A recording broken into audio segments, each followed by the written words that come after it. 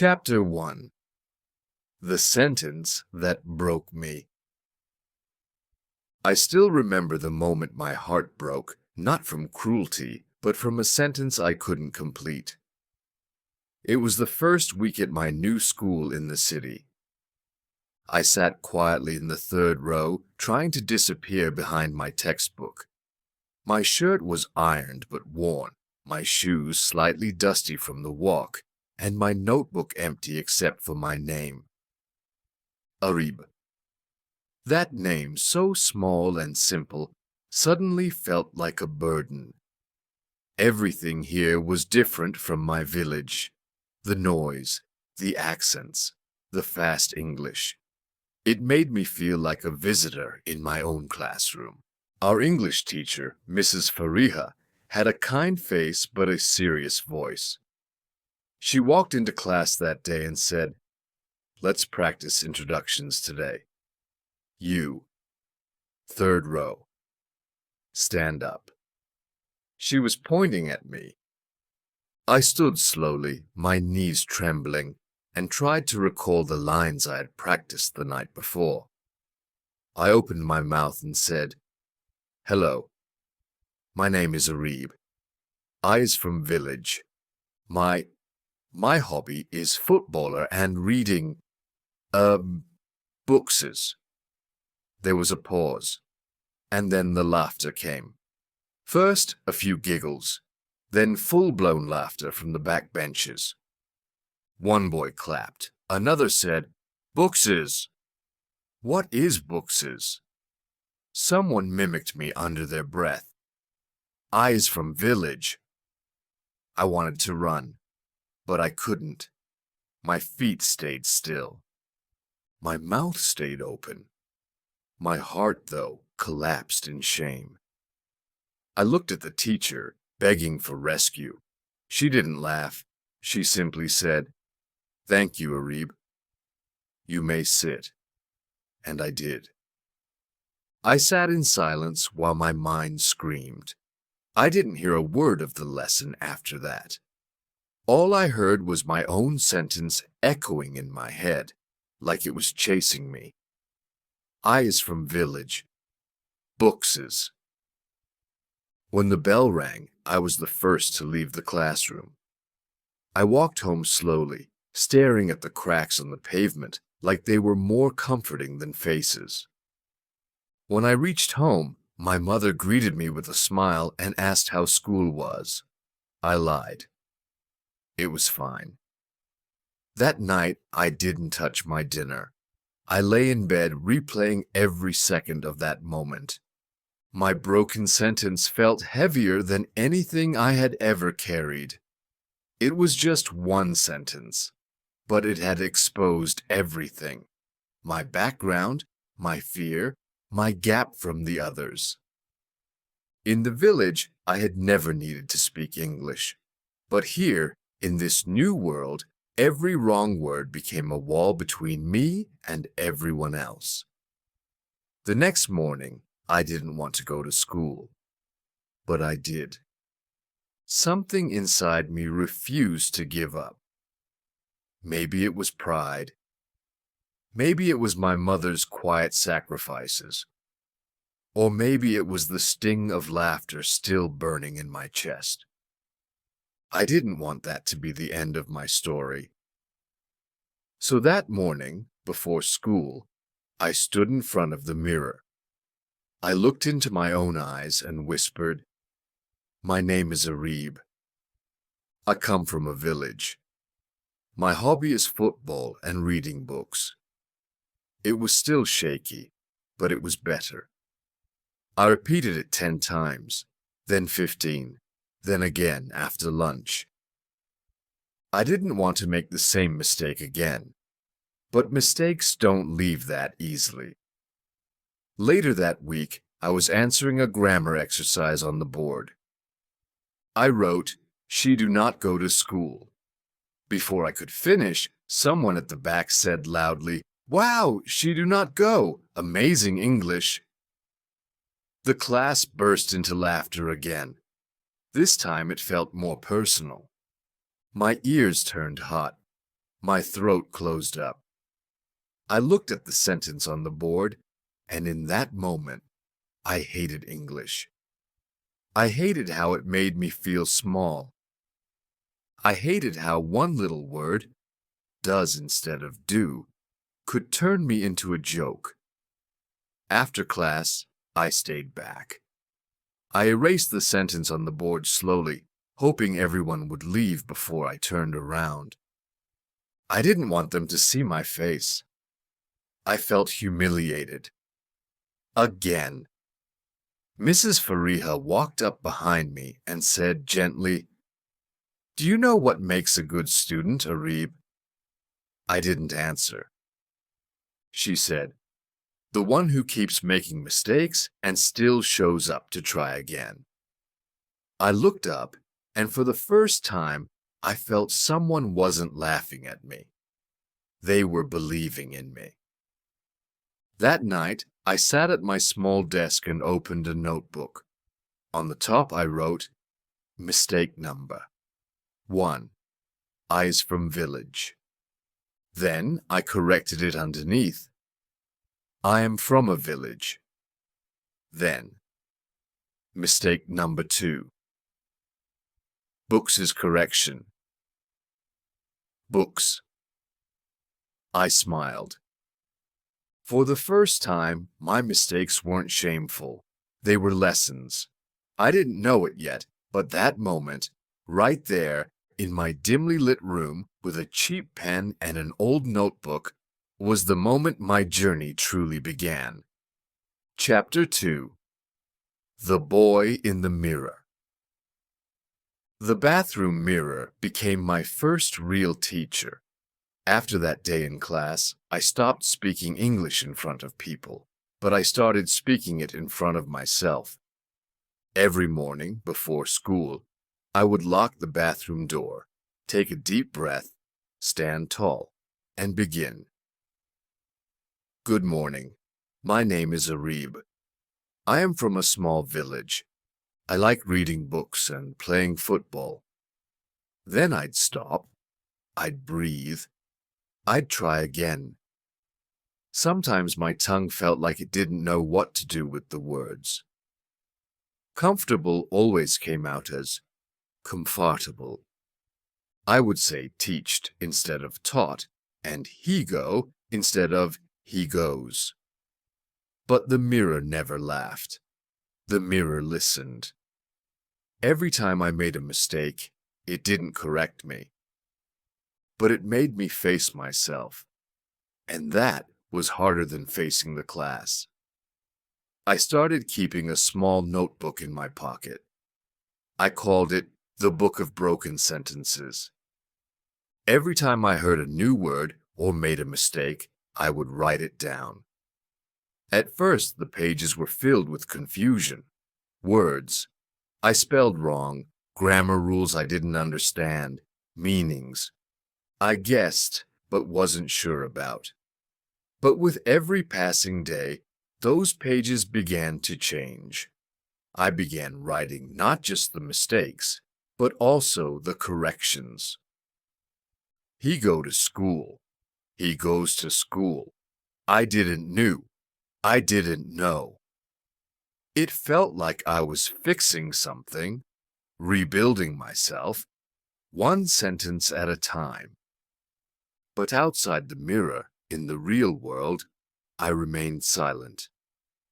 During English class, I never raised my hand. I avoided group discussions. I would lower my eyes when someone asked a question, pretending I didn't hear it.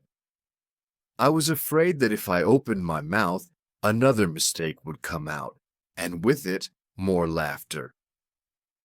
I wasn't the only one. I noticed other students too, especially a girl named Amna. She sat 2 seats away from me and hardly ever spoke. One day the teacher called on her to read a passage aloud. Her voice trembled, and she mispronounced environment as environment. Some boys snickered. She froze. She looked down and mumbled, "Sorry." before passing the book to the next student. I saw her hand shaking. That moment stayed with me. It reminded me of myself. And for the first time, I realized I wasn't alone. There were others who carried the same fear of being wrong, of being judged, of being laughed at. Later that week, I saw her sitting alone in the library.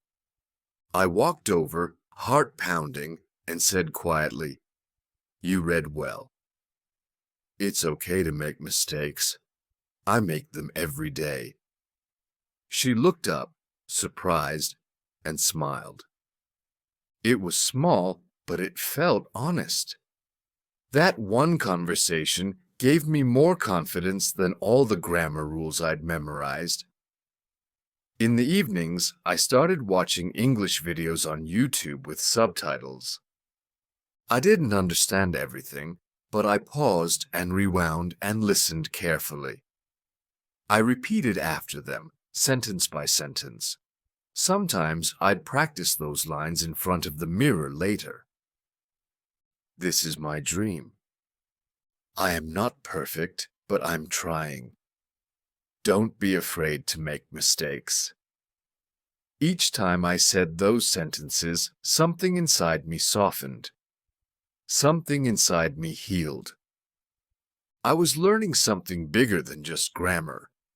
I was learning how to believe in myself again. Still, school was difficult. Sometimes the teacher asked for volunteers to read aloud, and I would freeze. My lips would part slightly, but I couldn't raise my hand. I still felt the memory of laughter like a bruise. I still remembered the way my throat closed when I made mistakes. The mirror had helped me start, but I still couldn't carry that confidence into the real world. Until one day, Mrs. Fariha looked around the classroom and said, "We will be reading a story today. I want someone who hasn't spoken much to give it a try." No one moved. Then she looked at me. "Arib?" My chest tightened. My palms went cold. My heart begged me to say no. But I nodded. I stood, walked slowly to the front, and opened the book. My fingers trembled as I held the page. My eyes scanned the words. I saw words I recognized and ones I didn't, but I began. Once upon a time, there was a little girl who lived in a village far away. I stumbled on village. My voice cracked on beautiful. I said library instead of library. But I kept going. I made mistakes, but I finished. When I looked up, the class was quiet. There were no claps, but there were also no laughs. And then, Mrs. Faria said something I will never forget. "You read with courage, Arib, and that's more powerful than perfect grammar." For the first time, I believed her. I walked back to my seat not as the same boy who once stood in front of the mirror afraid to speak. I walked back as someone who was learning, not just English, but how to trust his own voice again. Chapter 3. The Teacher Who Didn't Laugh. There are some people whose silence gives you peace, and others whose silence gives you fear. Mrs. Fariha's silence was always the first kind. After that day when I read in front of the class, I expected the usual. Giggles, smirks, someone whispering behind me. But instead, I got something I had never received before. Quiet respect. And it started with her. She didn't clap or make a big scene. She just smiled, nodded, and said, "Good, Arib. You tried." That one sentence settled something inside me. In the next few classes, I noticed something strange. She began calling on me more often. "Arib, can you read the next paragraph?" Orib, how would you say this in your own words? At first, I thought she was testing me, but then I realized she was training me, not to speak perfectly, but to speak bravely. And I did. Sometimes with hesitation, sometimes with stammering, and often with mistakes. I am, she would gently correct, not in front of everyone, but with a kind smile. She goes, she'd whisper from across the room, her eyes never judging. It felt like she saw something in me that even I had forgotten. Potential. One day, after class, I stayed back to return a book I had borrowed. I hesitated near her desk, then finally asked, "Ma'am, can I ask something?" She looked up from her papers, gave me her full attention, and said, "Of course." I took a deep breath. "Why do you not laugh when I make mistake?" She leaned back slightly, as if the question had surprised her. "Because mistakes are part of learning, Arib. Laughing at someone's struggle says more about the one laughing than the one trying." I didn't speak, but I think my silence said, "Thank you." She continued, "When I was young, I made mistakes too. My English was not perfect, but one teacher, just one, believed in me. And now it's my turn to do the same." That moment changed something for me. Before that, I had always seen English as an enemy, a language of shame, of exposure, of isolation. But in her voice, English began to sound like a bridge, something that could connect, not just correct. After that day, I began participating more, slowly, carefully, but consistently. One afternoon, she gave us an assignment to write a short paragraph about our dreams. I stared at my blank page for minutes, unsure how to begin. Words floated in my head, but none landed properly.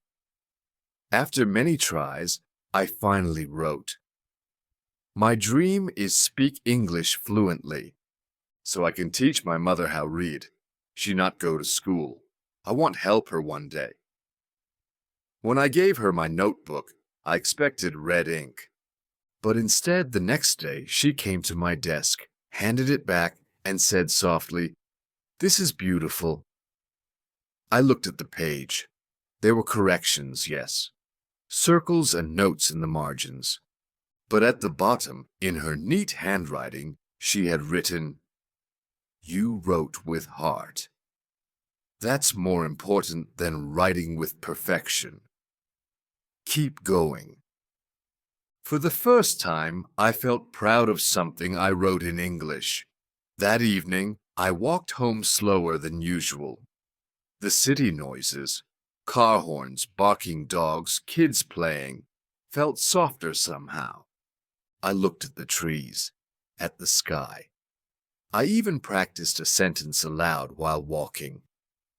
I'm not fluent yet, but I'm getting better. My mother noticed something different that night. "You seem happy today," she said while serving dinner. I nodded. "I read in class, and teacher said I did good." She smiled gently and placed her hand on my head. "I always knew you could, Beta." The next few weeks brought more lessons: grammar, vocabulary, pronunciation. But what really grew inside me was courage. And that courage came from small things. One teacher's kindness, one paragraph with meaning, one moment without laughter. But courage doesn't grow in a straight line. Sometimes I still made embarrassing mistakes. Like the time I said kitchen instead of chicken while describing food. The class burst out laughing again. I felt my face heat up. But before I could sink back into shame, I heard Mrs. Faria say, "Everyone makes errors, but not everyone has the strength to stand here and keep trying like Arib does." And just like that, I stood a little taller. That day after school, she stopped me by the door and said, "Arib, your progress isn't just in your speaking. It's in your willingness to rise again after every fall." I didn't know how to respond, so I simply said, "Thank you, ma'am." But in my heart, I whispered something even more important.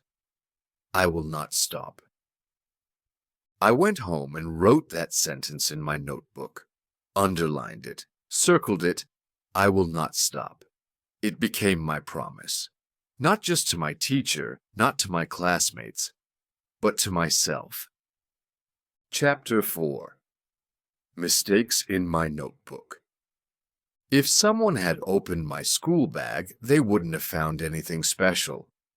A few old books, a pencil case missing its zipper, and one thin blue notebook that looked like it had been through a storm. But that notebook, worn at the edges, smudged with ink, pages curled from use, was where I kept my most precious treasure, my mistakes. It began one night when I sat at my desk with nothing but frustration in my head. I had tried to write a simple paragraph about my day in English and failed again. I kept erasing, rewriting, misspelling. The sentence came out like this: I waked early. Then I eating breakfast. I goed school. I stared at those lines and felt anger building in my chest. Why was this so hard? Why did every sentence feel like walking through fog? Why did English come so easily to others, but not to me? I almost tore the page out. But something stopped me. Instead, I turned the page and wrote in big letters, I waked early. I woke up early. I eating breakfast. I ate breakfast. I go to school. I went to school. Then I stared at what I'd done, and something inside me shifted. For the first time, I wasn't hiding from my mistakes. I was facing them, studying them, fixing them. That became a habit. Every day after school, I would come home, sit quietly with that notebook, and write down the sentences I had gotten wrong in class, or while speaking to someone, or from my homework. I would then write the corrected version below. Sometimes I had to look it up in the dictionary or Google it in the internet cafe nearby. Other times, I would ask Mrs. Fariha after class. She never said no. One day, I brought the notebook to school with me. During lunch, I sat on a bench under the neem tree and began reviewing it. A boy named Bilal walked by, glanced at it, and laughed. "Why are you collecting your wrong sentences, Arib? Want to publish a mistake book?" The old Arib would have closed the notebook and gone silent. But that day I looked up and said, "Yes, because every mistake is something I'll never repeat again." He raised his eyebrows, surprised, and walked away. That small response gave me a kind of power I had never felt before. The strength to own my journey. Sometimes I would flip back through the pages and smile. He go to market. He goes to the market. I don't knew. I don't know. She have a book. She has a book. These weren't just grammar fixes. They were proof that I was learning, step by step, even if no one noticed, even if no one clapped, even if no one cared. But someone did notice. One afternoon, while passing by my desk, Mrs. Fariha caught sight of my open notebook. She stopped and picked it up gently. She flipped through a few pages. Her eyes widened a little, and then she smiled. "You've been tracking every mistake?" she asked. I nodded, a little shy. She closed the notebook and said, "This is the smartest thing I've seen in a long time.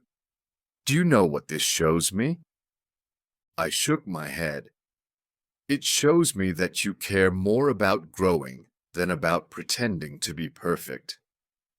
That sentence stayed with me for days. I began encouraging a few others to do the same. Some laughed it off, others tried. One of my classmates, Walid, came to me after a reading exercise and whispered, "Arib, how do you remember grammar rules so well now?" I pulled out the notebook and showed him. He looked through a few pages, smiled, and said, "I think I'll make one too." It was a small moment, but it felt big. That night, I sat with my notebook and added a title to the front cover in black marker: "Mistakes that made me fluent." It didn't happen in a week. It didn't happen in a month. But slowly, the red ink in my life began to turn into gold. I still made errors, of course. Some days were tough.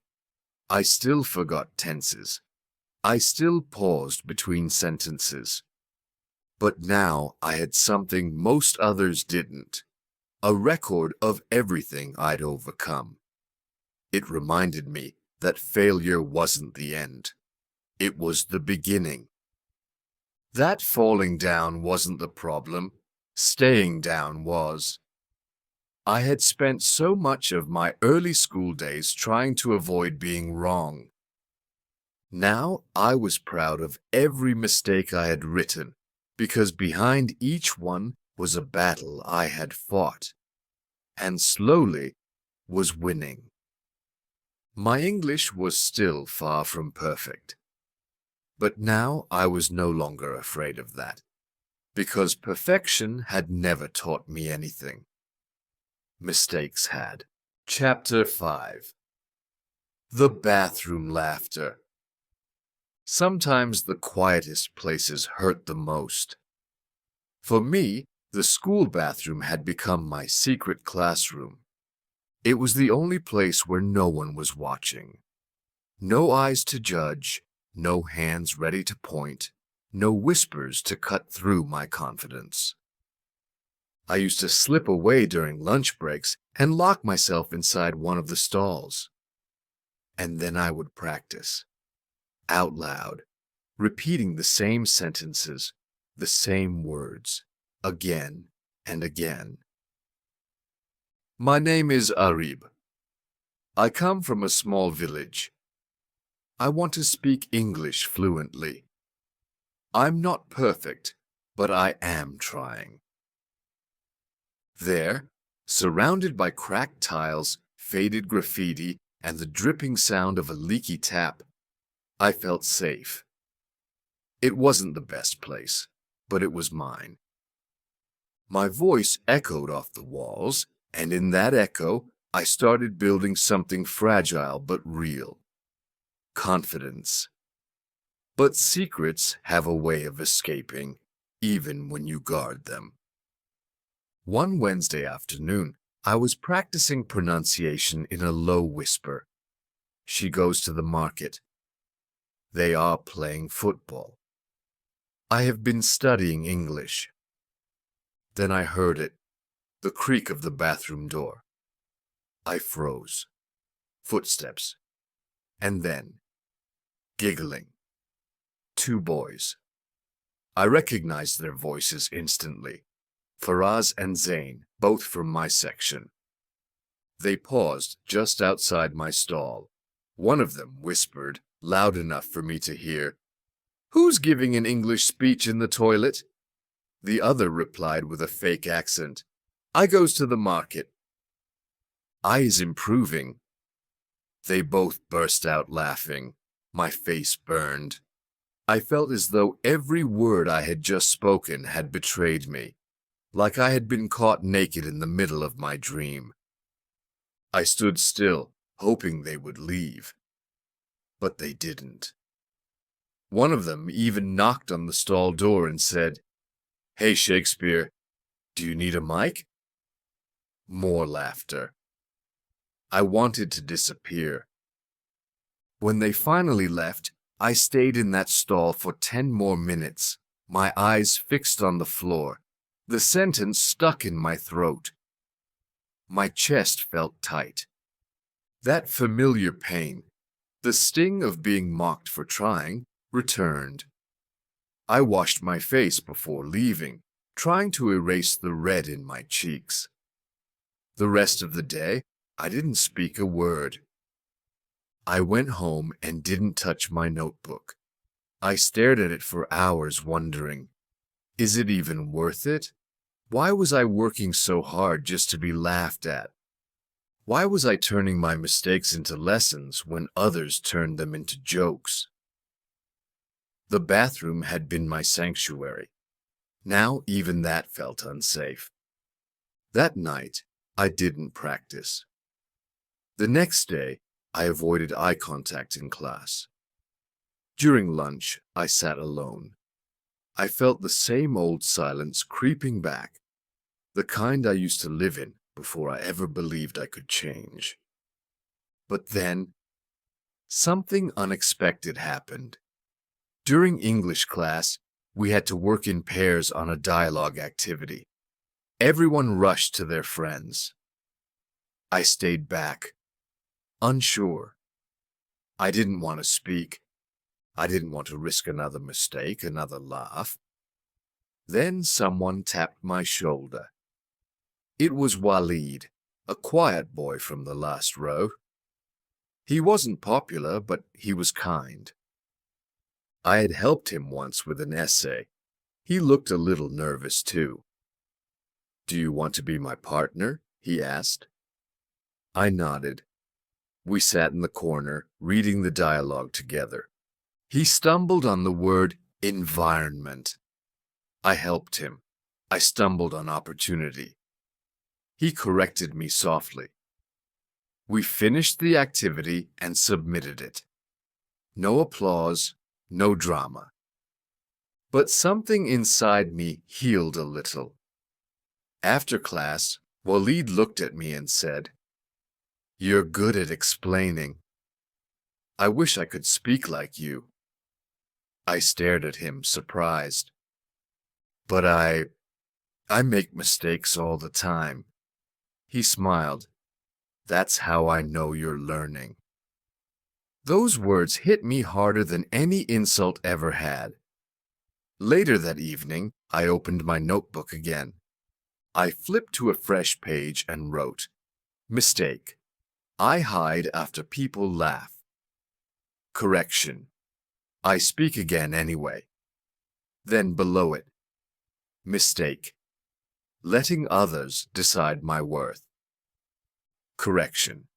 Knowing my effort matters more than their opinion. I looked at those lines for a long time, and then I smiled. The bathroom was no longer my classroom. The whole world was. The laughter didn't mean I had failed. It meant I was brave enough to try in a world where most people were afraid to look foolish. I promised myself that day. Never again will I let someone's joke erase my progress. Because it wasn't about being perfect. It was about being resilient. And I was. Chapter 6. Reading with a Shaking Voice. There's a silence in every classroom that feels heavier than noise. The kind that falls when the teacher asks for a volunteer and no one wants to risk being wrong. That silence had always been my comfort. It protected me. It let me blend in. But not today. It was Thursday morning. The weather outside was warm, but inside our English classroom, the air felt tense. Mrs. Faria stood at the front of the room with a novel in her hand. The Boy Who Dared. She looked around and said gently, "Who would like to read today's passage aloud?" Silence. Some students looked at their desks. Others pretended to be busy flipping pages. No one raised their hand. She waited. Then, without thinking, I lifted mine. My heart dropped the second I did it. Why had I done that? What was I trying to prove? I wasn't ready. What if I stammered again? What if I said something wrong? What if they laughed again? But it was too late to take it back. "Yes, Arib," she said with a warm smile. "Come forward." I stood slowly, each step to the front feeling heavier than the last. My fingers trembled as I took the book from her hand. I looked at the first line. He stood in the center of the room, trying not to shake. I took a deep breath. How strange. The sentence almost described me.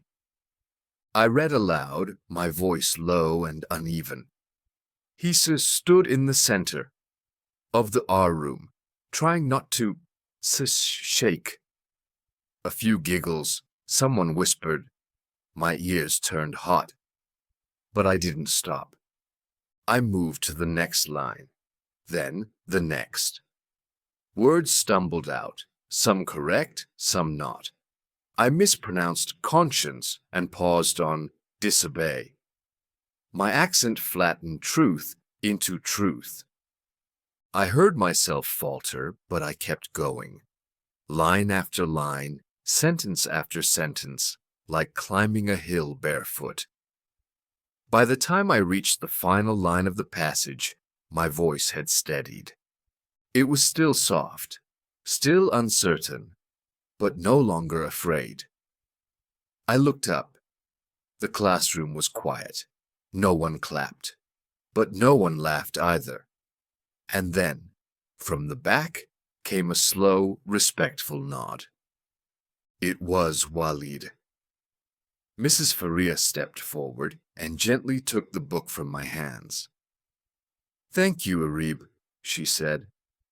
"That was brave. Reading when you're afraid is harder than reading when you're confident. And today, you were both." I walked back to my seat, my legs still shaky. But something had changed. My fear hadn't left me. I had faced it, and it didn't win. At break time, I stood near the hand wash station when someone approached me. It was Amna, the quiet girl from our class. She whispered, "I liked how you didn't stop, even when you got stuck." I smiled. "I was scared." She smiled back. "That's why it mattered more." I carried that moment in my chest like a secret medal. Not because I'd read well, I hadn't, but because I had stayed standing. My whole life I had waited to become fluent before speaking. But now I realized, speaking was how I'd become fluent. That night at home, I sat down with my notebook again. I opened to the page where I had once written, "I am afraid to speak in front of others." And beneath it, I added in bold, "I spoke. I made mistakes. I finished. That is progress." Later, my mother came in with a cup of tea. She saw me smiling and asked, "What happened?" I said quietly, "I read aloud today, in front of the whole class." Her eyes lit up and she touched my shoulder. "And how did it feel?" "Like I lost the fear. For just a little while," I said. She didn't say much, just placed her hand over mine, and in that silence, I felt a deep kind of pride. Not the loud kind you show to others, but the quiet kind that lives inside you and whispers, "You are growing." The next day, I didn't raise my hand to read again, but I listened better. I watched how others read, how they paused, how they corrected themselves, and I began to notice something new. Even the fluent ones made mistakes. They just didn't hide from them. It changed the way I saw my own learning. It wasn't a staircase where I had to reach the top before I could speak. It was a messy, uneven path that I had to walk through, tripping and rising again and again. From that day forward, I read aloud once a week. Just once. But every time I did it with a voice that shook less, a voice that began to trust itself, and slowly others began to trust it too. Chapter 7. The Debate Disaster. It started with a notice on the classroom board. Interclass English Debate Competition. Topic: Technology is a Blessing.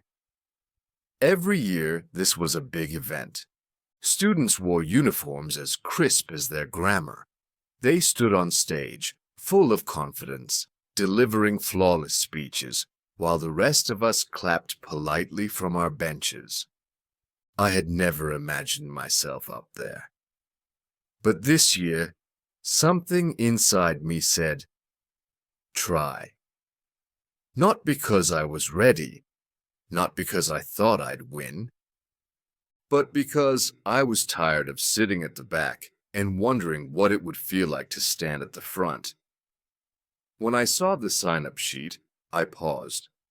My hand hovered above the paper, trembling. And then I wrote my name. Arib Khan, Class 9B. That evening, I told my mother, and she looked up from the roti she was making and smiled.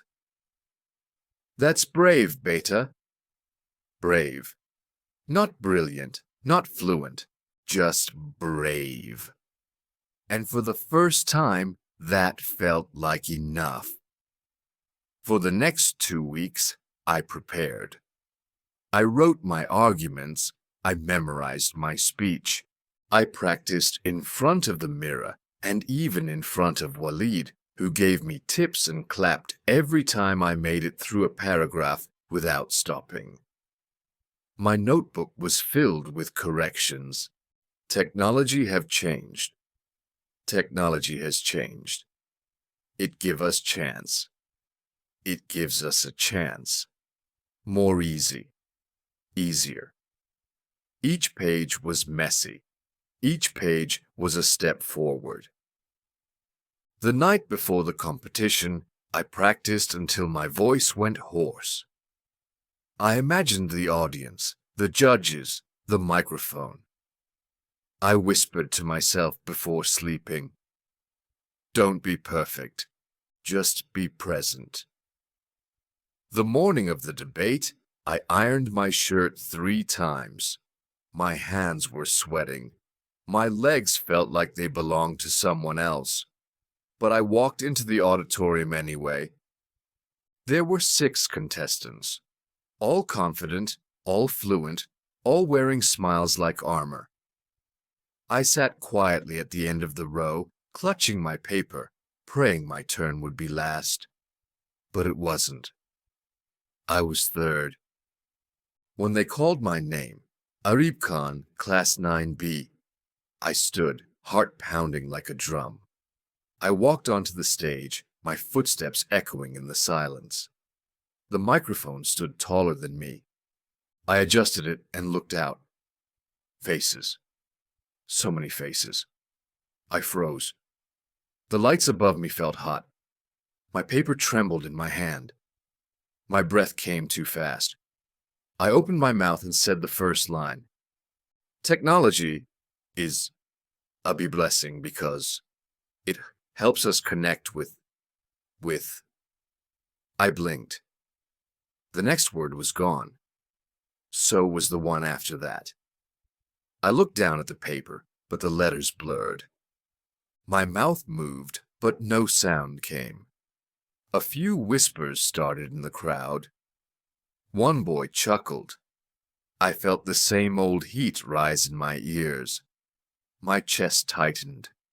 My throat closed.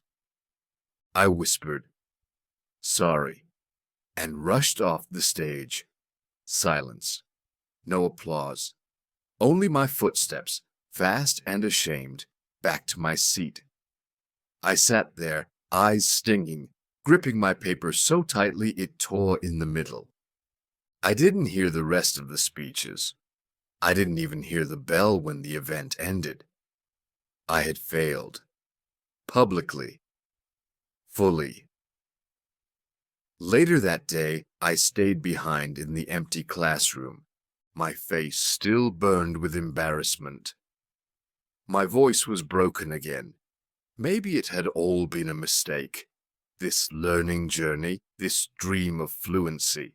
Maybe some people just weren't meant to speak. I was about to leave when I heard someone behind me. It was Mrs. Fariha. "I saw your name on the list," she said softly. "I came to watch." I looked down. I forgot everything. I couldn't even speak. She sat beside me quietly, then said, "You did something today most students never do." I laughed bitterly. "What? Humiliate myself?" "No," she said. "You stood up, that's all. And that's everything." I didn't understand. She continued, "Fluency isn't about never freezing. It's about learning how to stand up again after you do. Your fear didn't stop you from trying, Arib. That's fluency of the heart." Her words didn't erase the pain, but they gave it shape. They reminded me that failure wasn't proof I was unworthy. It was proof I was trying. That night, I opened my notebook again. I wrote, "Mistake. I froze on stage." Correction. I walked onto that stage anyway. Then I added, "Fluency is not about the words you remember. It's about the silence you walk through with courage." I closed the notebook and stared at the ceiling. I didn't win a trophy that day, but I gained something far more valuable. A scar that would remind me forever that I once stood in front of fear and didn't run. And next time, I would speak. Chapter 8. The Girl Who Understood Me.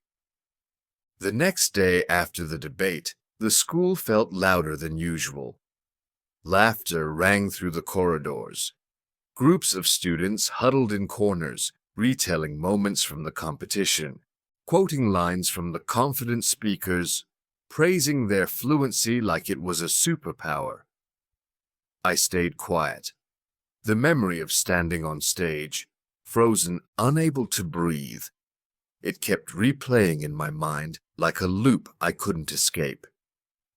I smiled when people walked by, but inside, I still carried that heavy silence. I skipped lunch and went to the library instead. It was nearly empty, as always. I found a corner seat near the window and took out my notebook, flipping to the page I had written the night before. Fluency is not about the words you remember. It's about the silence you walk through with courage. I stared at those lines. I didn't know if they were true. I wanted them to be. I was about to close the notebook when a quiet voice interrupted me. "Can I sit here?" I looked up. It was Amna, the girl who had once been too afraid to read in class. The girl who had shaken while pronouncing environment.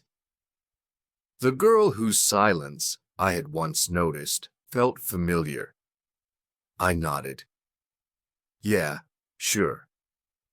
She sat down gently, adjusting her scarf. She didn't say anything at first, just took out a book and placed it on the table. After a while, she spoke again. I saw you at the debate yesterday. I looked down quickly. Oh, I muttered. Yeah, it didn't go well. She paused, then said quietly, You were braver than all of them. I blinked. Braver? I forgot my words. I ran off stage. You showed up, she said. Do you know how many people never even try? That made me look at her. Her eyes were soft, kind, understanding in a way that made my throat tighten.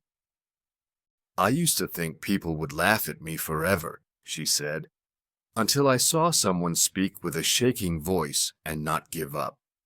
That person was you. My heart felt like it stopped for a second. I whispered, but I did give up. She shook her head. Number U came back to class. You didn't hide. You're still learning. I didn't know what to say. Her words were gentle, but they touched something sharp inside me, the part that still believed I wasn't enough. She looked at my notebook. You always write things in that? I nodded. Yeah, I write my mistakes, and then I write how to fix them. She smiled. That's brave too. We sat in silence for a moment, but it wasn't uncomfortable. It was the kind of silence that feels like rest, like understanding. Then she asked, Can I tell you a secret? Okay. She leaned in a little, lowering her voice. I still practice saying my name in English when I'm alone. I smiled. So do I. She laughed softly, and it was the most beautiful sound, like someone finally forgiving herself. That afternoon, we didn't talk much more, just read side by side. But something had changed.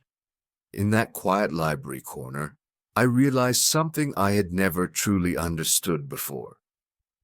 Fluency isn't just about perfect words. It's about connection. When I had stood on that stage, I thought I had failed. But to Amna, I had given her courage.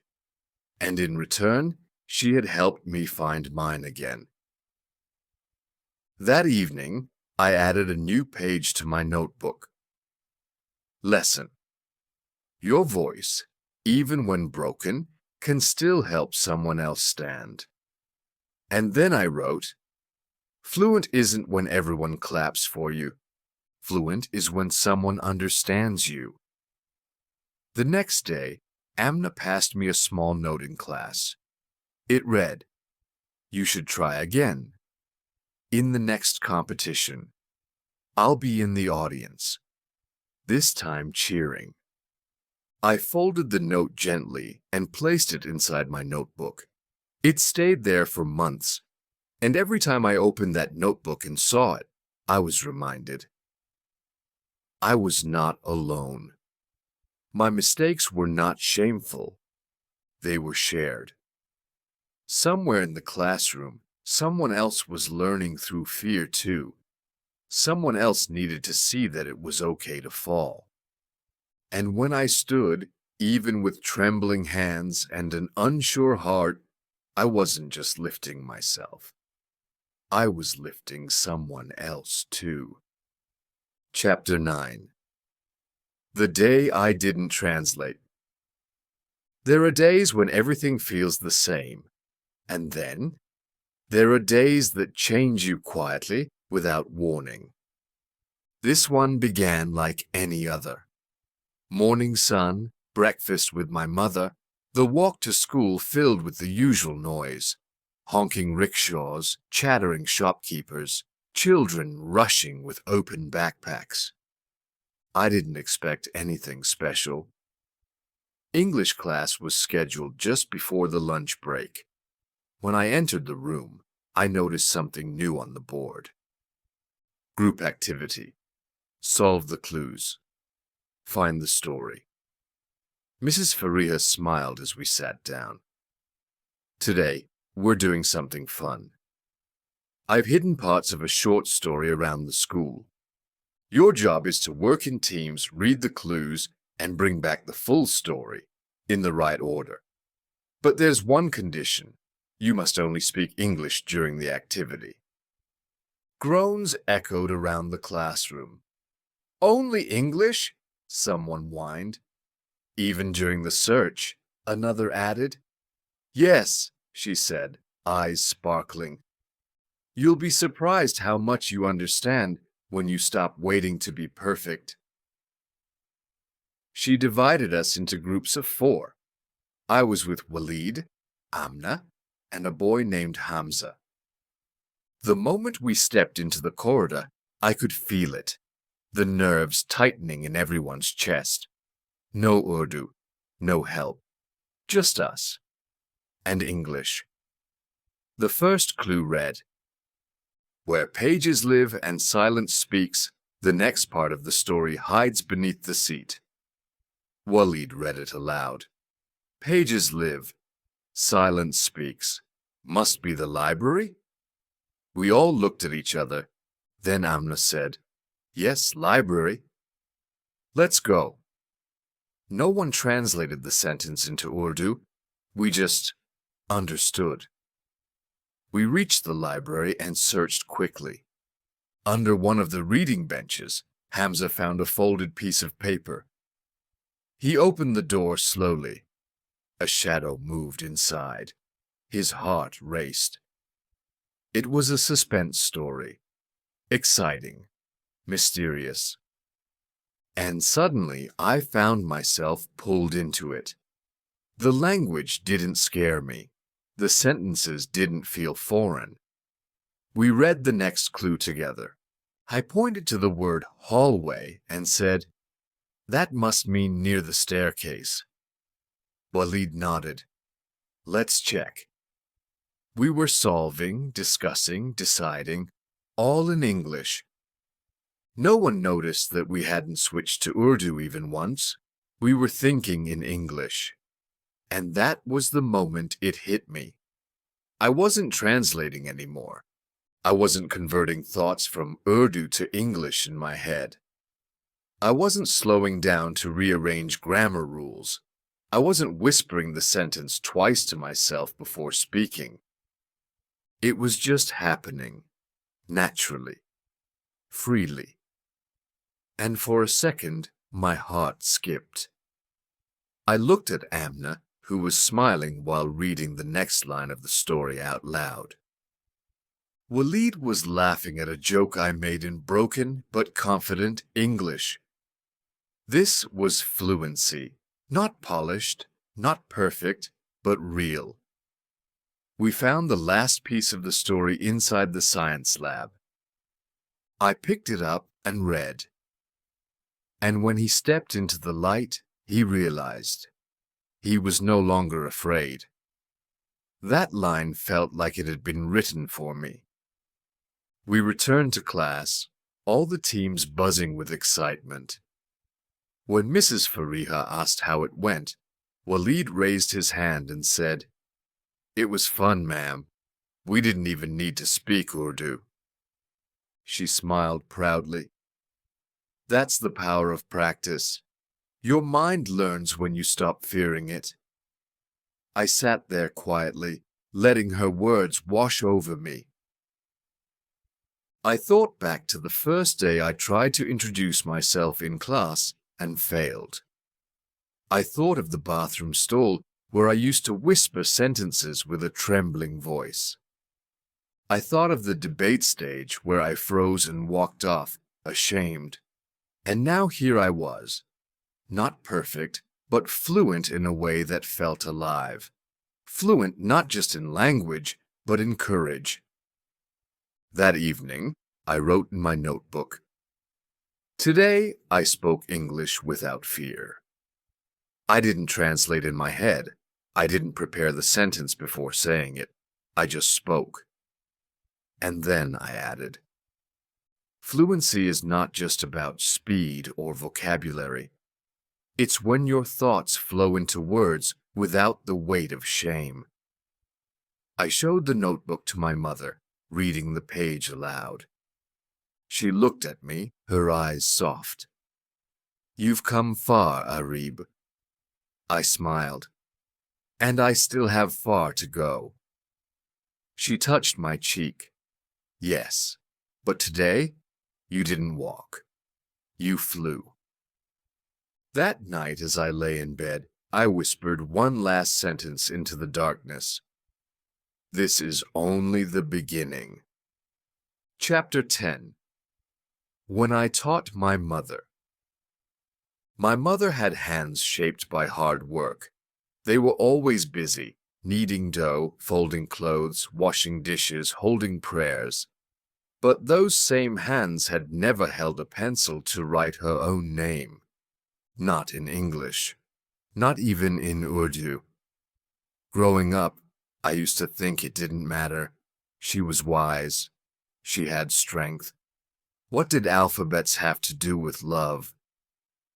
But now, after my long journey with English, all the fear, failure, and small victories, I began to realize something. Education doesn't just give you knowledge, it gives you a voice. And my mother had always given me mine. So one Sunday evening, I asked quietly, Ami, can I teach you something? She looked up from the vegetables she was cutting. Teach me what, Beta? English. Just the basics. She smiled as if I had just told her a sweet joke. I'm too old, Arib. That's for you, not me. I gently closed the knife drawer and said, It's never too late to learn. You taught me how to walk. Let me teach you how to read. She stared at me for a moment, her eyes soft, unsure. Then she nodded. Okay, but only if you don't laugh when I make mistakes. I smiled. I promise, I've made enough for both of us. That night, we sat on the floor with my old English notebook and a blank page. I wrote 3 letters in large print. C. A. T. Cat, I said slowly. Like the one that hides near the back door. She repeated, tat, a little unsure, a little hesitant, but she said it. Then I wrote, A. P. P. L. E. Apple, I explained. Like the fruit you always pack for my school lunch. She smiled and tried. Apple. We practiced that word for 10 minutes. She made mistakes. She got frustrated. And I saw something I never imagined. My strong mother, struggling with the same shame I had once felt. Hiding her eyes when she forgot a sound. Laughing nervously when she mixed letters. So I held her hand and whispered, It's okay. I'm proud of you. She looked at me and said, Now I know how you felt. All those days you came home quiet after school. I nodded. Yes, but I kept trying, and you kept believing in me. That's why I'm here. For the next few weeks, we made it a habit. 15 minutes of English every evening. Sometimes she learned a new word. Other times we just practiced the old ones. I wrote simple sentences like, This is my son. My name is Amina. I can cook rice. She copied them in her notebook with slow, careful strokes. I watched her eyes light up every time she read one without help. One night, while we were practicing, she asked, Will I ever speak fluently like you? I paused. Then said, Ami, fluency is not about speaking fast. It's about speaking bravely, and you're already doing that. She smiled. Then maybe I'll be fluent too one day. It was in those moments, on the floor of our small home, surrounded by notebooks and tea, that I realized how far I had come. Fluency wasn't just about me anymore. It was about giving back what I had earned through struggle. It was about holding the hand of someone who once held mine through the dark. One evening, we were practicing family vocabulary. I wrote, mother, father, son, daughter. Then I asked, Ami, can you make a sentence? She hesitated, then said slowly, I have one son. My heart filled with pride. You do, I said, holding back tears. And he is learning because of you. She smiled, her eyes misty. And now I am learning because of you. That night, I opened my notebook and added a new section, Lessons I Taught My Mother. And below it, I wrote, Lesson 1, Cat. Lesson 2, Apple. Lesson 3, Love has no language, but still, it learns one to stay close. For the first time, I wasn't just a student, I was a teacher. And I was teaching someone who had taught me the greatest lesson of all, that mistakes are not weakness. They are bridges. They are beginnings. Chapter 11. The Speech I Didn't Forget. When the principal's voice came through the loudspeaker one morning, announcing the upcoming English Talent Day, I felt my heart pause. Students from all classes are invited to participate. Poetry, storytelling, and speeches, in English only.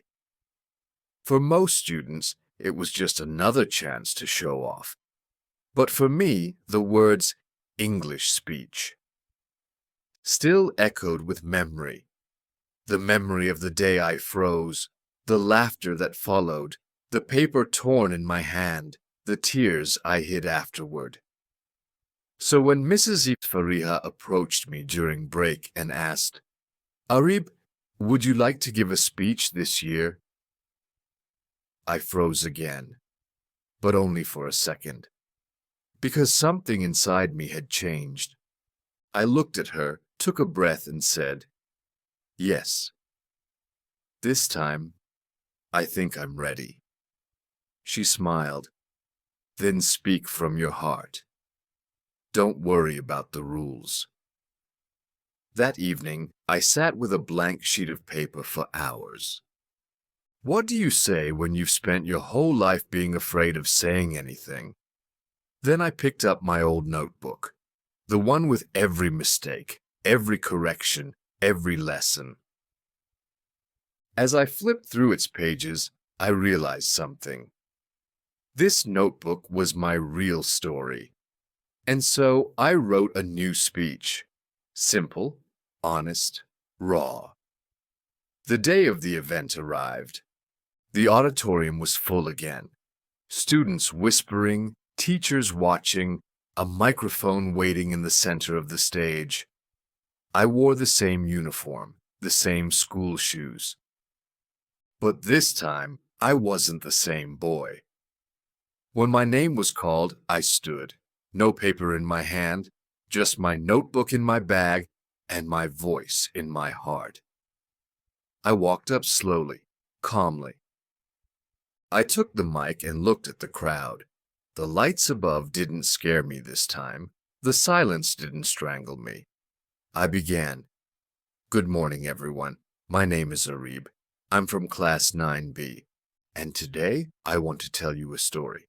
Not of success, but of mistakes. There was a ripple in the audience. People leaned in, curious. The first time I spoke English in class, I said, I go to the school.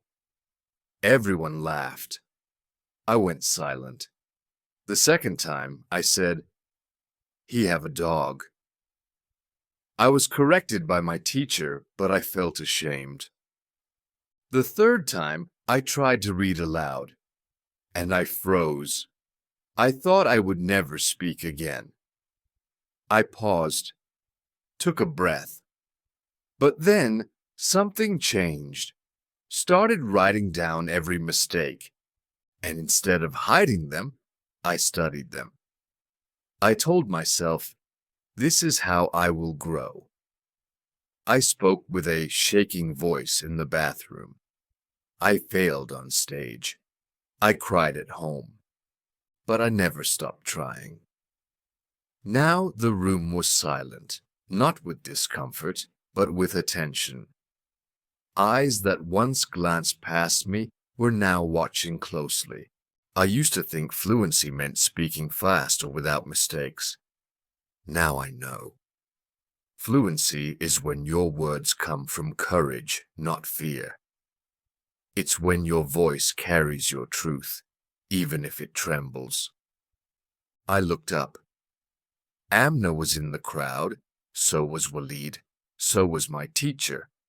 Hands folded under her chin, eyes proud and shining. I am not fluent because I speak perfectly. I am fluent because I am not afraid to speak anymore. My last sentence was simple. Thank you for listening. And if you're still afraid, please know this. Your mistakes are not the end. They are your beginning. The silence that followed was deep, and then something I never expected happened. Applause. Not just polite claps, real full applause. Hands slapping against desks, smiles across the room. A sound I had never heard before, the sound of being understood. As I stepped off the stage, Walid was the first to hug me. You killed it, bro, he whispered. Amna just said, I told you. And then Mrs. Fariha, the teacher who had believed in me since the start, came forward, eyes misty. She said only one sentence. You didn't just speak today, Arib. You healed. That night, when I returned home, my mother was waiting. I didn't have to tell her much. She looked at my face and knew. You did it? She asked. I nodded. She pulled me into a warm hug, her voice breaking. You found your voice, Beta. I smiled. No, Ami, you gave it to me. I just returned it, in English. I opened my notebook that night for the last time, not to write a mistake, but to write a message.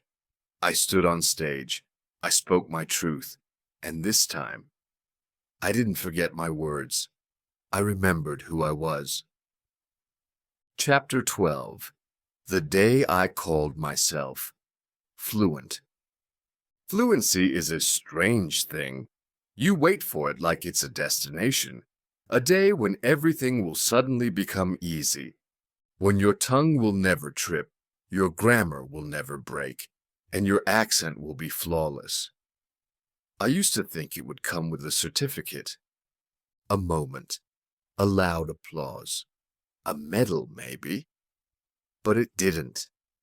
It came quietly, unexpectedly, on a soft Sunday morning, through a moment so ordinary that only my heart understood its meaning.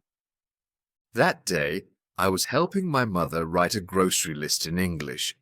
She wanted to surprise me by using all the words we had learned together: milk, sugar, rice, bread, soap, onions. She smiled proudly as she copied them, one by one. Her writing was shaky but full of determination.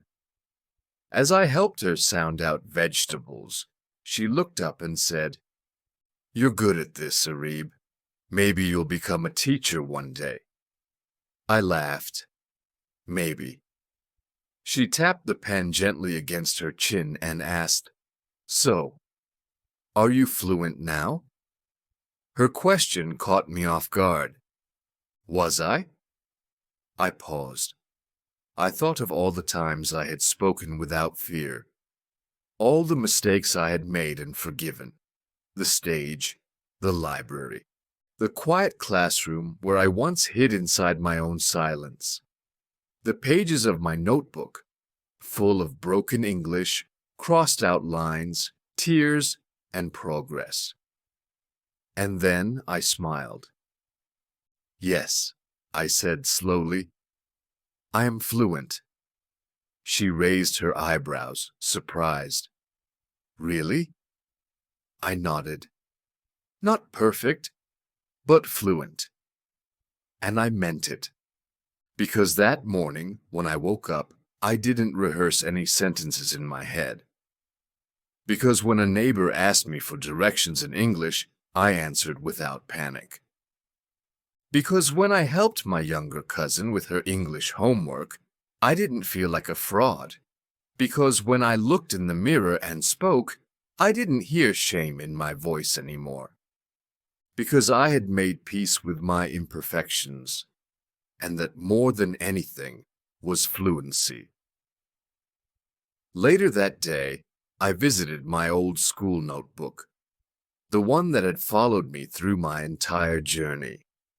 I hadn't written in it for weeks, but it still sat on the corner of my desk like an old friend.